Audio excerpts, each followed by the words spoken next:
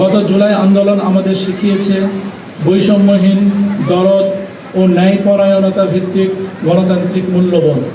এই মূল্যবোধ ধরে রাখলেই আমরা একটি সুন্দর, নিরাপদ, সাম্য ও সমতা ভিত্তিক উন্নত সমাজ গড়ে তুলতে পারব। নারায়ণগঞ্জ জেলার সর্বস্তরের জনগণ, বিশেষ করে তরুণ সমাজের প্রতি আমার আহ্বান, আপনাদের যে অপার সম্ভাবনা আছে তা নিজ নিজ অবস্থান থেকে কাজে লাগিয়ে দেশের ভবিষ্যৎ বিনির্মাণে আত্মনিবেশ করুন এবং সততা, মানবিকতাকে ও দেশপ্রেমের মহান দীক্ষাকে নারায়ণগঞ্জের মূলমন্ত্র হিসেবে প্রতিষ্ঠা করুন।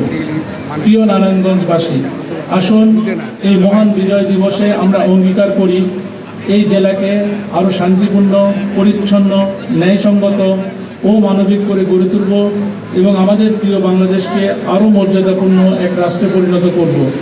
পরিশেষে মহান বিজয় দিবস সকল শহীদগণ, বীর মুক্তিযোদ্ধাগণ ও বীরঙ্গনাদের প্রতি গভীর শ্রদ্ধা জানিয়ে এর সফলতা কামনা করে আমার বক্তব্য শেষ করছি। আল্লাহ হাফেজ। বাংলাদেশ চিরজীবী হোক।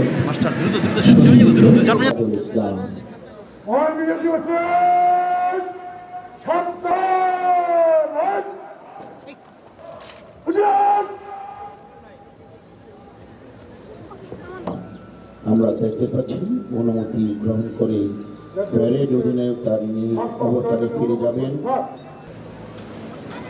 সম্মিলিত মার্চ পাস করার জন্য প্যারেড কমান্ডার এগিয়ে যাবেন।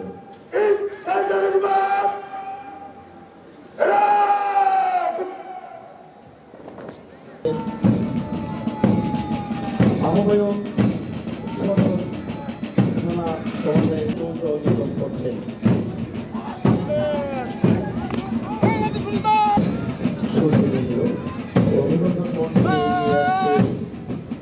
অনেকের নেতৃত্বে সম্মিলিত পতাকা বাহিনী দল আদর্শ স্কুল নারায়ণগঞ্জ মধ্যম বিভাগ, নবম বিভাগ মধ্যে ছোট বিভাগ শেষ করেছি। আমরা ছোট বিভাগ আমরা শেষ করেছি, মধ্যম বিভাগ শুরু হয়েছে। সম্মিলিত পুলিশ লাইন স্কুল নারায়ণগঞ্জ বালিকা শাখা মধ্যম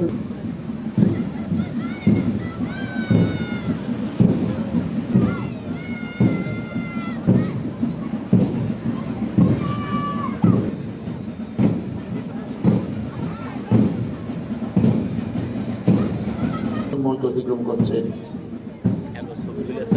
তার পিছনে রয়েছে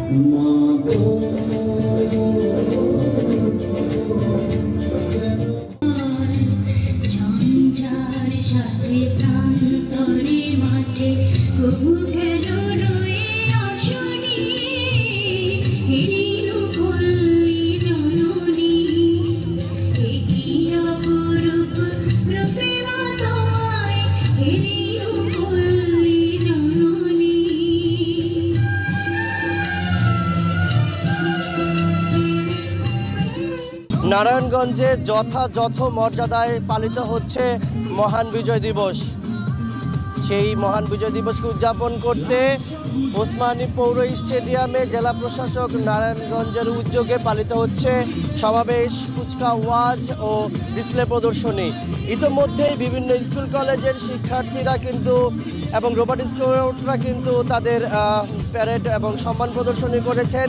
এই মুহূর্তে কিন্তু চলছে কোমলমতি শিক্ষার্থীদের গানের এবং নাচের অনুষ্ঠান। আমরা দেখতে পাচ্ছি এই মুহূর্তে কিন্তু কোমলমতি শিশুরা কিন্তু নাচ প্রদর্শনী করছেন এবং আমরা কিন্তু দেখতে পাচ্ছি যে কুচকাওয়াজ এবং ডিসপ্লে প্রদর্শনীতে সরকারি বিভিন্ন স্তরের কর্মকর্তারা এই মুহূর্তে ওসমানী পৌর স্টেডিয়ামে কিন্তু উপস্থিত রয়েছেন। ওসমানী পৌর স্টেডিয়াম থেকে কিন্তু যথাযথ মর্যাদায় পালিত হচ্ছে মহান বিজয় দিবস 2025। ওসমানী পৌর স্টেডিয়াম থেকে আব্দুল্লাহ আল মাহমুদ, সময়, নারায়ণগঞ্জ।